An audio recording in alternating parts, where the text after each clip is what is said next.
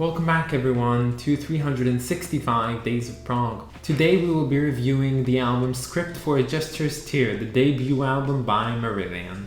Hi, my name's Naomi. I'm an avid progressive rock fan, but I'm a long ways from knowing all the prog albums out there. But this year, I'm gonna give it a try. This is 365 Days of Prog.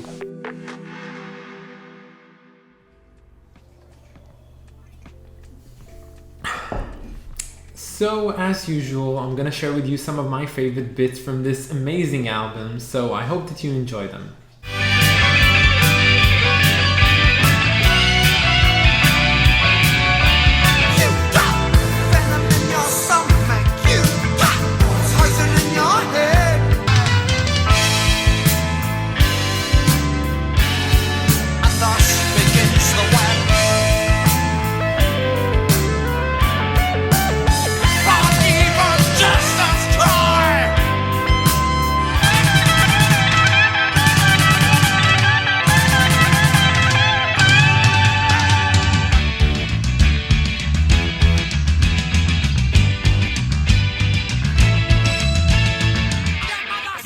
Sits on the edge of the world when the cameras start to roll.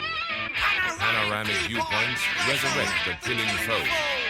So this album, as you might know, came out in 1983. Now, the later years of the 70s and the first years of the 80s were basically known as when prog died. Now, it's not that the genre itself went away, it is that the golden era of prog from, the pre-70s was basically gone. Albums like In the Court of the Crimson King and Dark Side of the Moon, they all came out in the start of the 70s, and by the end, the prog genre has basically stepped aside for other different types of music. And still, with all that said, the band Marillion, who has just formed, decided to release their debut album in a year of 1983. And 1983 was not the right time for prog, but they did it anyway, and they made a neo-prog album which blew everyone's minds. And I have to say this before we even get into it, this is surprisingly the best album I've listened to on this list so far. When going into this album, I was not expecting to be amazed by it so much, but I just started listening and it caught me by the first note basically, and I got hooked. This is a fantastic album, and I'm so surprised to hear that it did not come out in the golden era of prog when it was. So why is it that great? Well, let's start off at the beginning. So this album is really heavily based on Genesis's time with Peter Gabriel. Everything from the singing to the sound to the energy of the music sounds really like Genesis if they were to do neo-prog. And that's all pretty understandable. When a band forms, they usually try and make a style of things that they like themselves before they actually find their own style. And it's pretty interesting to see that Marillion has actually chosen, consciously or subconsciously, to do something that sounds like Genesis. Because as a debut album, and as an album as a whole, this is just a fantastic piece of music. If you've not listened to this album yet, I highly advise you to do so, maybe after this video, maybe right now, do as you will. But this album has no low points on it, like not at all. And that's why it's really hard for me to actually tell you what's my favorite points on this album, because this album as a whole, as one cohesive piece, is just a fantastic listen. I think the only way to listen to this album basically is to listen it from start to end. Of course you can hear each track individually, but I think this album just shines the best when you take your time and you actually listen to it all the way through.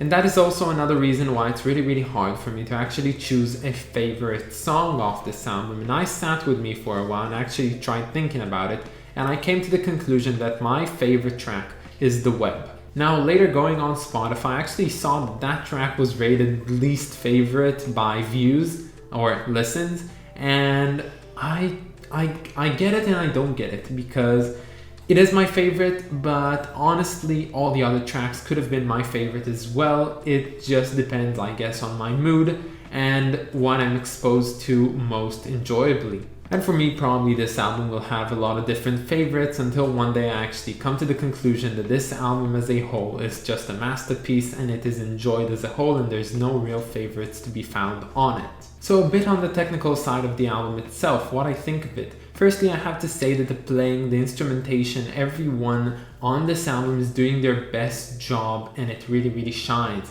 And it's not being mellow, they all go all out, and I can totally understand that because this is a debut album and you actually want to show off what you can do. And I'm so happy that they did so.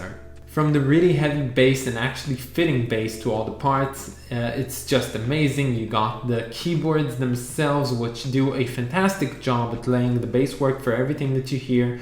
The guitars are amazing. There's a few solos on here, especially on the web, but other solos as well, which are so magnificent, so enthralling and adrenaline making basically, that I just had a blast listening to them. But I would be cowardly if I did not speak about the legend himself, Fish, otherwise known as Derek Dick, but I kinda understand why they call him Fish instead. His singing on this album is just phenomenal. I'm gonna say something which is a bit blasphemous, but I think it sounds like Peter Gabriel, just better. He gets all the notes right, he gets the idea of talking and telling a story while singing, and he puts all his emotion in it, and it just really shines, and I loved it. I had a fantastic time. I'm usually not the person to really appreciate singing all that much, and I pay more attention to the instrumentation, but this one just caught me off guard, and I had to take my time and actually appreciate every single thing that came out of his mouth.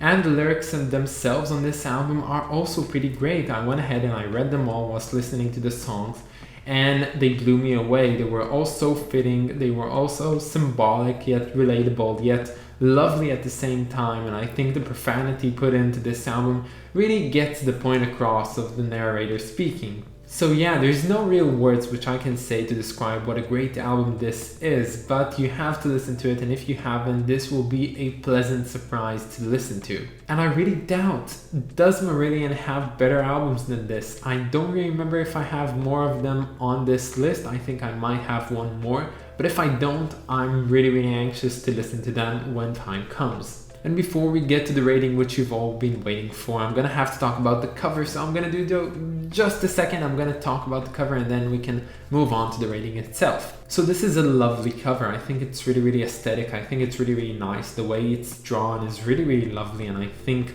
everything about it is totally cool. Although as an artist would see it, I don't think there's an immediate point of focus on the drawing itself, and you can be drawn to looking at different things. I think if it was made in a different way, you could actually see the Jester himself more prominently and actually look at the symbolistic, ideas scattered throughout the image later after you've understood basically the main point of the cover. And I'm sure this cover is really symbolic. I just don't know to what extent. Of course, you can see all the pages lying around. You can see the Jester is in tears, but I cannot really tell you what the symbolism is besides just being what it is, and I think that's enough sometimes. And I'm sure there's some geeks on Reddit which actually dissected this cover through its entirety, and I'll be willing to read about that when time comes. So this album would have been a 10 out of 10, and it probably will be. I just have to give it a few more listens, but because this is a daily thing that I'm doing, I'm not gonna listen to it more because I have to move on to the next albums. But for now, this album gets the most solid of solidest 9s out of 10 ever. And yeah, it's a great album. I really recommend you go listen to it. But for now, that's all I got for you. So stay tuned for tomorrow where we'll be listening to the album Please Don't Touch by the legendary Steve Hackett. And I'll catch you all tomorrow. Bye guys.